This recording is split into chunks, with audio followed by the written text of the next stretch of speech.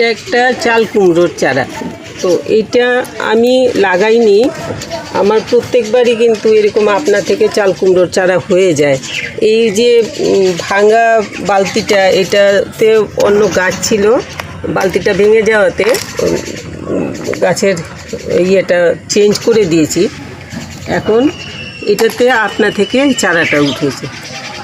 এটাকে একটুখানি সাপোর্ট দেওয়া দরকার। আমি চেয়েছিলাম এটা থেকে বের করতে, কিন্তু এটা থেকে বের করতে গেলে এটা এমন সাইডে আছে যে শেকড় ছিঁড়ে যাবে। তো এইটাকে এই অবস্থায় রেখে কিছুটা সার দিয়ে আর এটাতে একটা সাপোর্ট দিয়ে দিতে লাগবে। এইরকমভাবে আপনারাও করতে পারেন। যেমন বাড়িতে এরকম চাল কুমড়ো গাছ হয় যখন, তখন কিন্তু ভালোই হয়, ধরে চাল কুমড়ো, ভালোই চাল কুমড়ো ধরে। তো আমি এটাকে এখন একটা সাপোর্ট দিয়ে দেব। আগে গোড়াটাকে একটুখানি খুঁচিয়ে, একটু মাটিটা ওই সাইডে আছে, একটুখানি এরকম করে খুঁচিয়ে দেব। খুঁচিয়ে তারপরে আমি গোবর সার নিয়ে এসেছি, একটু গোবর সারটা একটু মাটি দিয়ে মিশিয়ে দিয়ে দেব। একটু পুরনো গোবর সার নিয়ে এসেছি। এই জায়গাটাতে ফাঁকাটা বন্ধ করে দিয়ে নিলে এখানে দিয়ে সব সার বেরিয়ে যাবে। এখানে ফাঁকা, তো আমি এতটুকু খুঁচিয়েই দিলাম, বেশি খুঁচালাম না। বেশি খুঁচালে আবার গাছের শেকড় ছিঁড়ে গেলে তো নষ্ট হয়ে যাবে গাছ। পোকা টোকার যন্ত্রণায় কিছু করা যায় না, এত বেশি পোকামাকড়ের উপদ্রব হয়েছে এখন। তো আমি এটা স্বাস্থ্য একদমই খারাপ। প্রথম কিন্তু স্বাস্থ্যটা খুব ভালো ছিল। আমি এটাকে একটুখানি সাপোর্ট দেব, একটু সার দেব। প্রথম তো ভেবেছিলাম এটা পটটা চেঞ্জ করে দেব, এটা থেকে তুলে নিয়ে লাগাবো। এখন ভাবছি এটাকে তুলে নিয়ে লাগালে গাছটা অনেক শেকড় টেকড় নষ্ট হয়ে যাবে, তাতে হয়তো গাছটা নাও বাঁচতে পারে। এই জন্য আর নাড়াচাড়ি করলাম না, এই ভাঙা এটাতেই রয়েছে। ভাবছি এখন পরে এটার থেকে বড় একটা কিছু পেলেও এটার মধ্যে এটা বসিয়ে দেব। তো আপাতত আমি এটাকে একটুখানি যে গোবর সার নিয়ে এসেছি, পুরনো গোবর সার, বৃষ্টিতে ভিজিয়ে এরকম হয়ে গেছে, একদমই পুরনো। তো এটার মধ্যে অল্প কিছুটা মাটি মিশিয়ে দেব, বেশি মিশাবো না।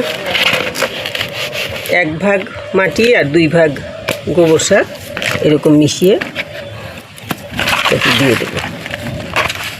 এইসব গাছে বিশেষ করে গোবর সারটাই সবচাইতে বেশি কাজ হয় আর কি, দিলে গাছের গ্রোথ হয় বা ফসল ওইটাতেই হয়।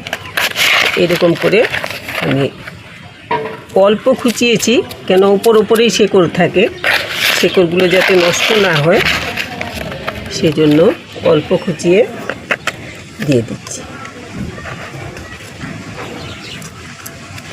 এরকম করে দিয়ে দিলে গাছটা এটা থেকে খাবার নিয়ে নিতে পারে।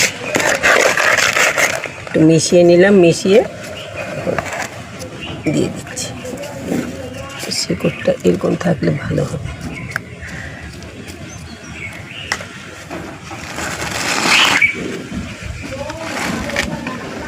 এখন মেইন হচ্ছে এটার একটা সাপোর্টের দরকার। এটা আমি তখন ছোট ছিল গাছটা, এটা দিয়ে কোনো রকম একটা সাপোর্ট দিয়েছিলাম। এই সাপোর্টে তো এখন হচ্ছে না। তো আমি ওই যে গাছের ডাল টাল কাটা হয়েছিল তখন রেখেছিলাম এগুলো, এইটা দিয়ে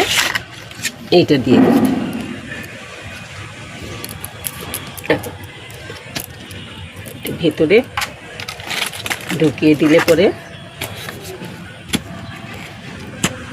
শেকড়টা কোথায়, এইখানে এখন আমি ঢুকিয়ে লাগিয়ে দেব। পরে বড় একটা কন্টেনারে ভাবছি ঢুকিয়ে দেব। লোক রাখবো যখন, আমি তো এটাকে তুলতে পারছি না, ভীষণ ওজন, অনেক ওজন হয়ে গেছে এটার। তো আমি এটাকে তুলতে পারছি না, এই জন্য এইরকম করে আমি এটাকে লাগিয়ে দেব। এইখানে কি দিয়ে বেঁধেছিলাম,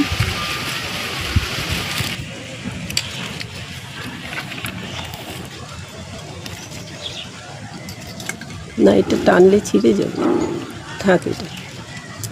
এখন আমি এটা টেনো না না, ছেড়ে দিলে পড়ে যাবে।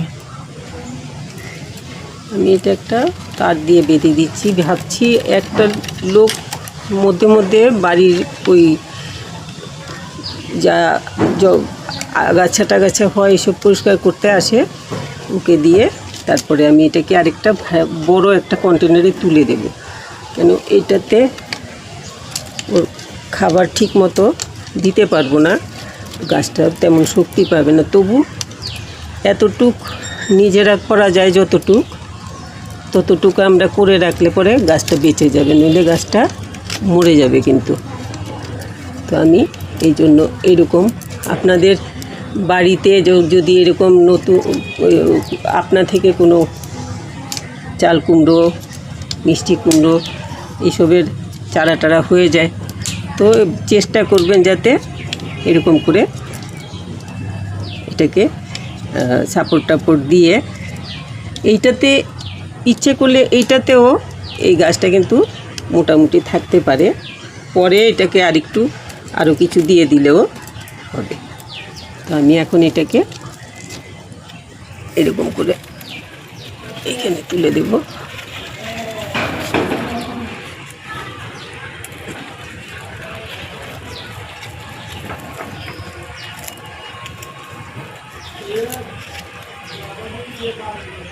গাছ আপনা থেকেই নিজের থেকে আকশি বের করে ধরে ফেলবে।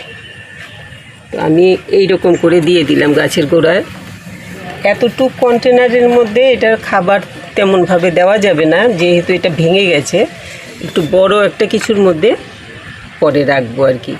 আমি নাড়াচাড়ি করতে পারছি না, আর আমার লোকটাও এক্ষুনি আসবে না কয়েকদিনের মধ্যে, সেই জন্য এরকম করে দিলাম। তো আপনাদের এরকম খুলে পরে মোটামুটি এরকম ব্যবস্থা, এটা ভালোই হয়েছে, কিন্তু খারাপ হয়নি। এটাতে অনেক দিন থাকতে পারবে, অনেকটা এটা উঠতে পারবে। তো আমি এখন রয়ে গেছে, এটা দিয়ে দিই।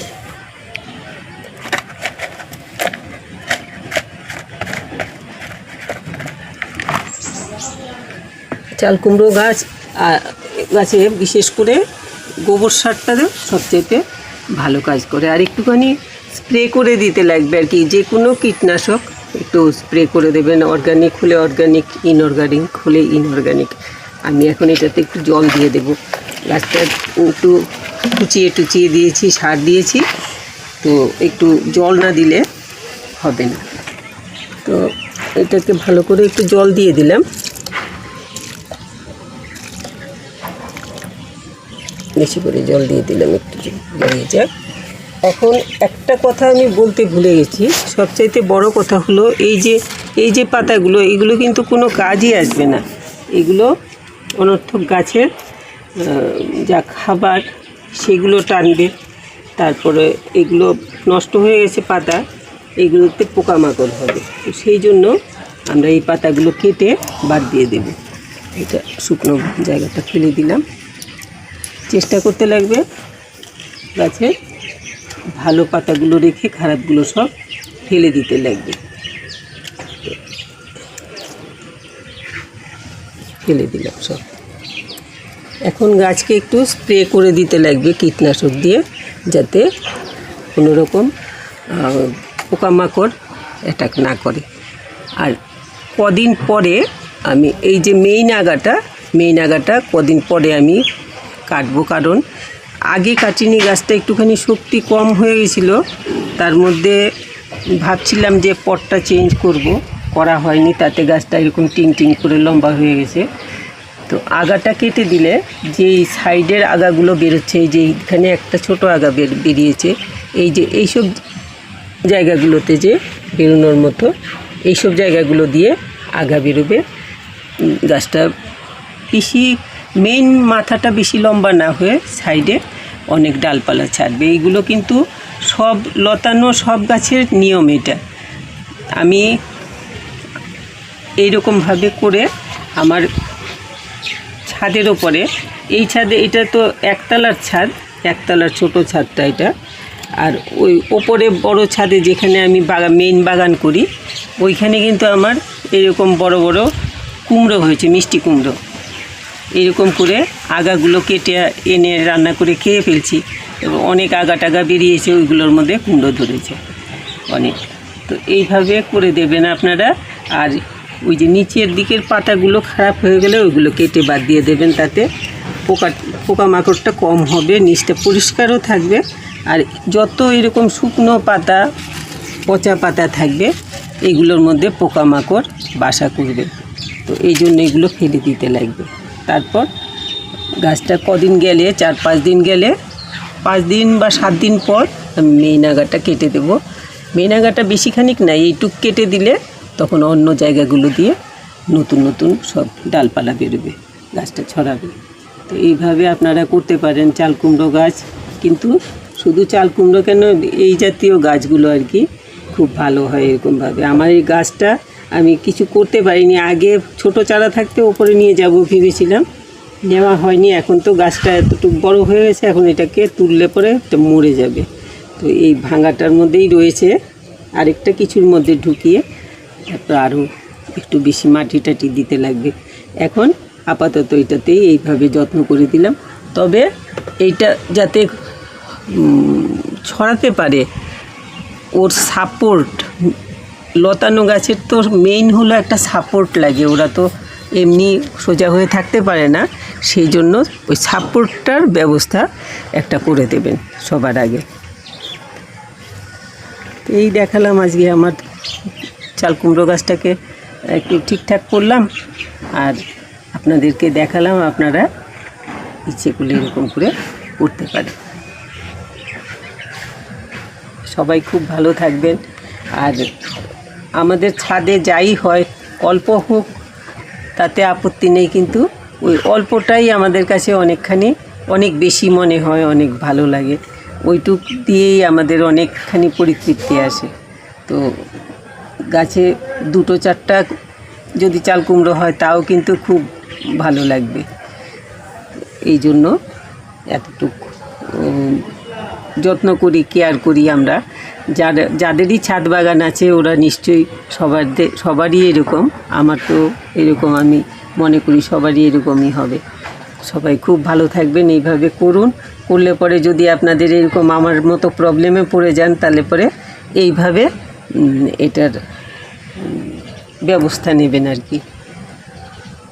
তো একটু লাইক শেয়ার করবেন, যারা সাবস্ক্রাইব করেননি একটু সাবস্ক্রাইব করে নেবেন, এখনও সাবস্ক্রাইব করেননি একটু সাবস্ক্রাইব করে নেবেন। আর কমেন্ট করবেন, কেমন হলো কমেন্ট করবেন। সবাই খুব ভালো থাকবে।